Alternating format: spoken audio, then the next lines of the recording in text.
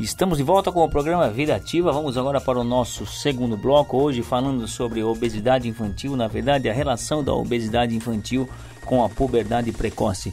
Para tanto, vamos chamar o nosso amigo Raoni Pacheco, que tem aí uma pessoa com entrevista. É isso mesmo, Raoni? É isso aí, Marcião. Nas pesquisas que eu fiz aqui pela internet, surgiu um assunto que causou muito burburinho, que foi a relação entre a obesidade infantil e puberdade precoce. Porque muitos pais confundem.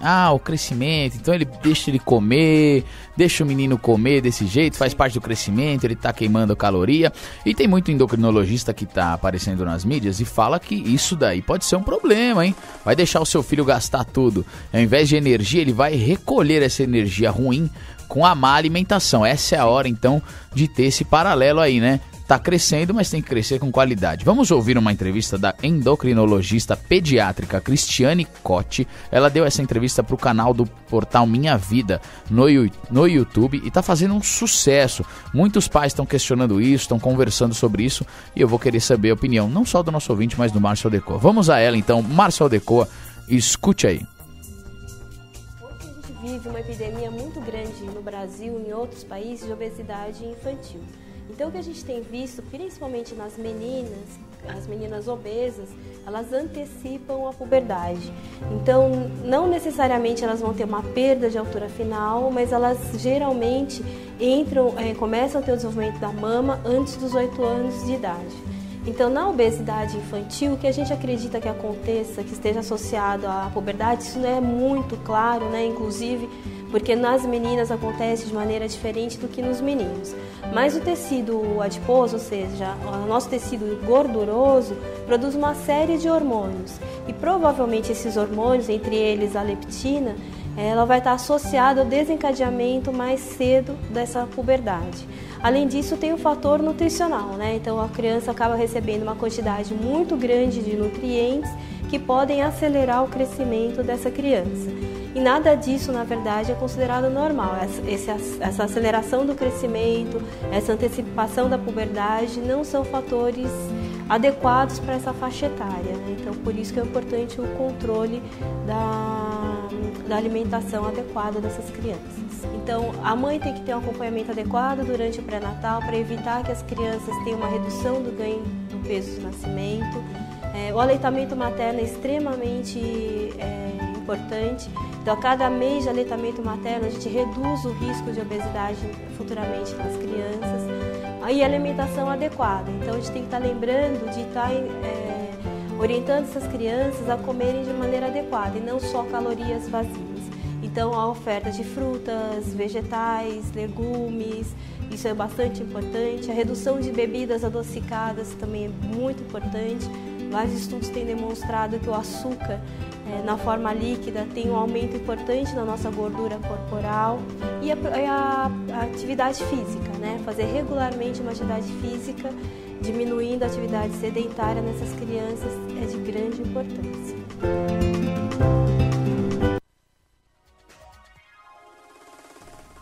Tá aí então, Márcio Aldecoa. Ouvimos a entrevista da endocrinologista Cristiane Cotti. Quem quiser acessar lá, acessa o canal do portal Minha Vida. Achei muito interessante por vários aspectos. Eu queria que você falasse então o que você achou mais interessante pra gente criar um bate-papo legal aqui. Sim. A gente pode perceber assim, o nosso ouvinte também, assim como nós, a gente acaba fazendo algumas relações com o nosso passado, de quando éramos crianças, né? Então, o que mais a gente ouve é que na nossa época, ou 20, 30 anos atrás, as crianças eram mais ativas, elas tinham locais, uma liberdade de se fazer atividade física em outros locais, né? E isso é discutível porque hoje a gente realmente não tem muitos locais, e eu estou me referindo à rua aí, né? A gente não vê mais criança brincando tanto na rua como via antigamente, porém a gente tem hoje muito mais espaços para atividade dirigida, né? Como é o caso de escolinha, da própria escola, enfim, parques de diversão, né? O que propiciariam aí um gasto de energia, um gasto calórico, né? Grande dessas crianças. Mas o que a gente vê hoje em dia é que, apesar de ter todos esses espaços, as pessoas, e no caso da matéria, as crianças estão ficando mais sedentárias. Então, e por consequência, se tornando mais obesas. Com relação à puberdade precoce, né, eu acredito também que exista um fator da própria alimentação no tocante à procedência do alimento. O que eu quero dizer com isso? Eu ouvi uma entrevista alguns meses atrás de um representante de uma empresa que vende aves, e ele disse à época que eram abatidas 8 milhões de aves por dia, né, para esta empresa. O que quer dizer que, segundo a palavra dele, que se eram abatidas 8 milhões de aves, teriam que estar nascendo 8 milhões de aves também por dia. Ou seja, então esse controle, essa logística teria que ser muito bem feita para que tivesse essa demanda de 8 milhões. Por que eu estou falando isso? Como que é feita a engorda desses animais? E aí, no caso, a gente está falando da ave, mas a gente também pode levar isso para o gado, né? Será que é só nutricional? Será que não tem nenhum fator hormonal, nenhum estímulo hormonal para esses animais, para que eles crescessem? E, por consequência desse trabalho, vamos assim dizer, de engorda desses animais, e nós, e as crianças no caso, ingerindo essas carnes com essa procedência, talvez, não estou acusando, mas estou levantando hipóteses aqui, né? Com hormônios que aceleram o crescimento desses animais, e por consequência as crianças ingerindo essa carne com esses hormônios, não seria um facilitador também para essa puberdade precoce? Eu sou leigo no assunto, mas a matéria me levou a pensar isso. Então seria algo para a gente também estar analisando.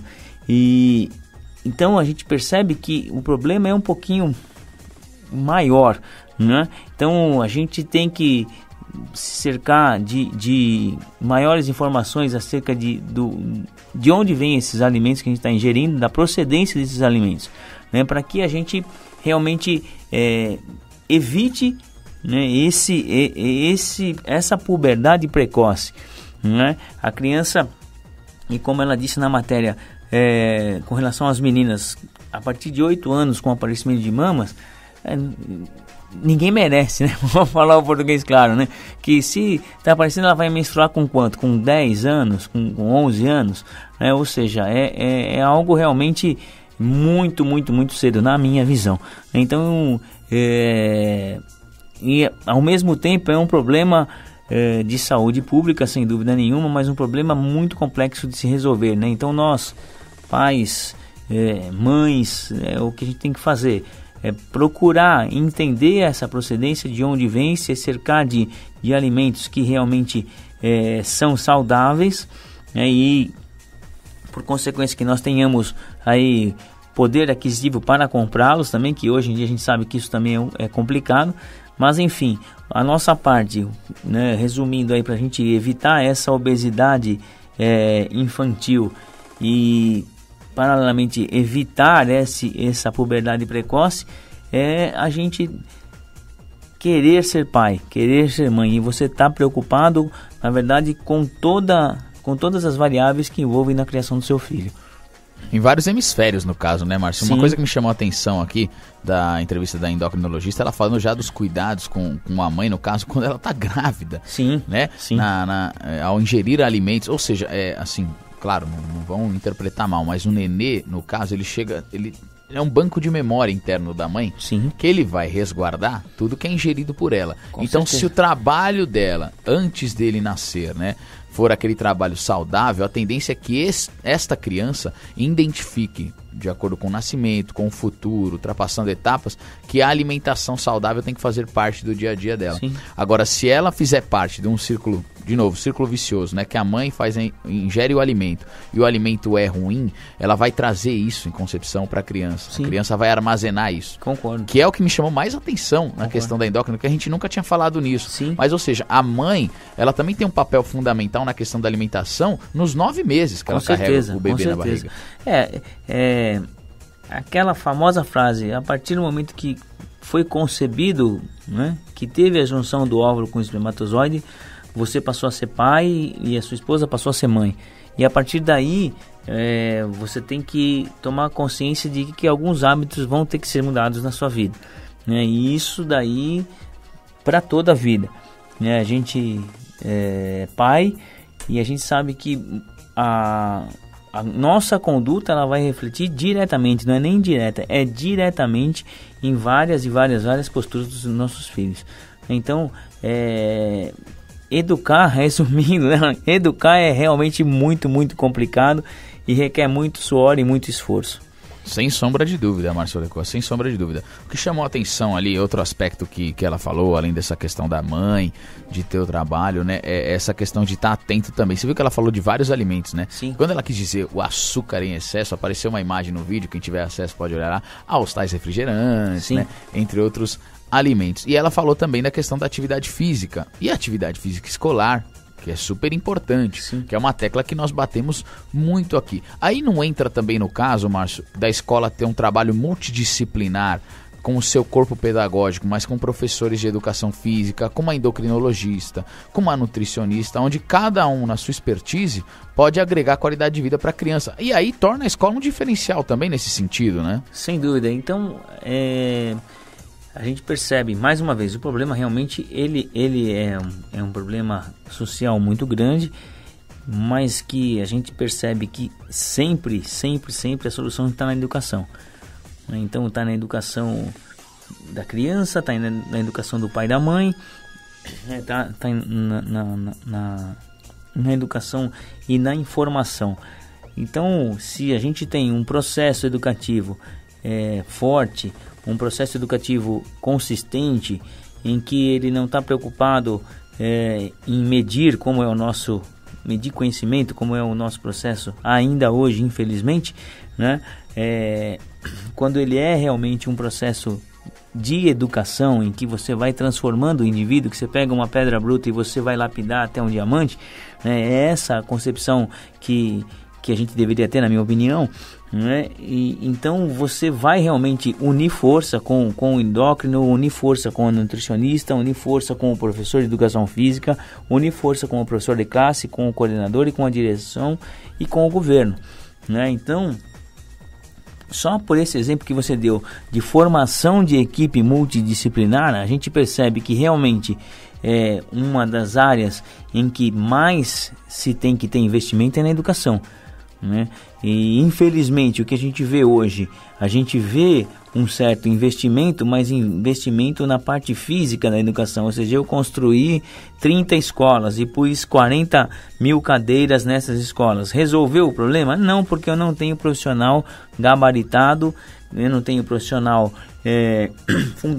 fundamentado, comprometido com realmente a educação, né? E a maioria desses profissionais, de nós profissionais da área da educação, a gente se apega muito na questão salarial da coisa, né? E eu vi ontem uma reportagem de uma professora de matemática que ganha R$ 1.200 por mês, é a professora querida da cidade, pelo trabalho que ela faz.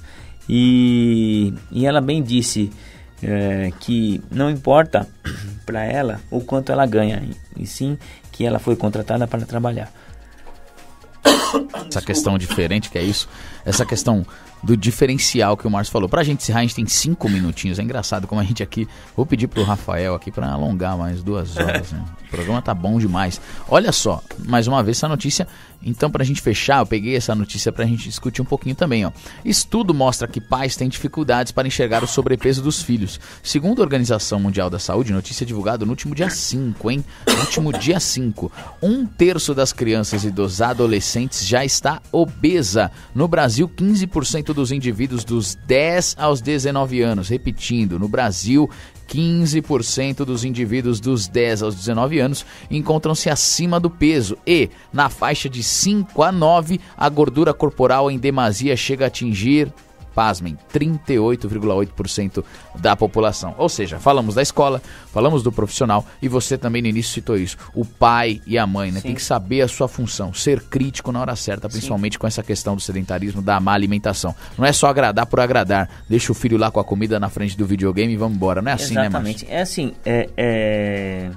nós pais, nós temos esse defeito, né, de não sermos abertos a críticas. E eu até entendo isso, por quê? Porque quando se trata de filho, você imagina que você está fazendo o melhor trabalho, né? Você está realmente dando o melhor de você, mas nem sempre você está fazendo o melhor trabalho. Então eu acho que isso que a gente tem que parar e pensar. Será que o que eu posso melhorar no meu trabalho, não na minha disposição? Porque a maioria...